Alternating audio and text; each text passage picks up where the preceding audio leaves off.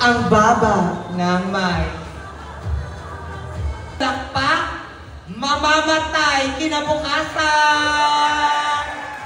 Ang hindi magiyawan, masusunugan ng bahay.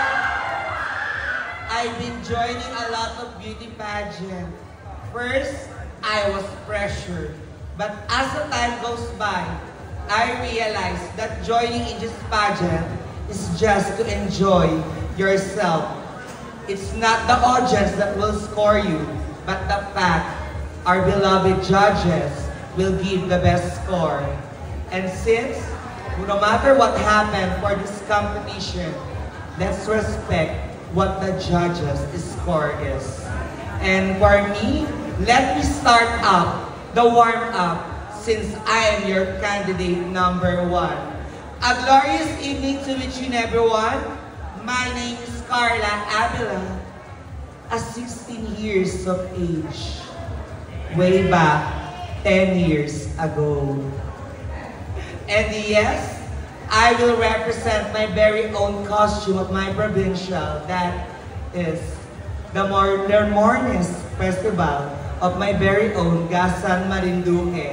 And yes, I'm proud to say that I'm one of the candidates of Miss Q&A last 2018 per season.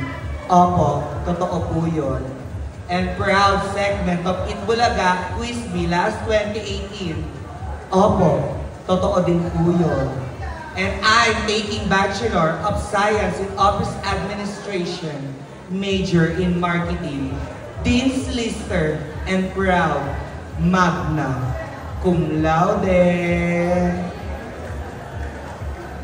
Magna cum laude. Kung ayaw nyo mawala ng cellphone, magna cum laude. Siyempre, joke lamang po. But since there's a pageant, please do allow me to stand by the name, ang babaeng nagpatibok sa puso ni Mr. Troy Montero. Ba't di natin sabay-sabay palakpakan at iyaw-iyawan si Binibining Aubrey ni Boyet. Joke lamang po. Binibining Aubrey Miles.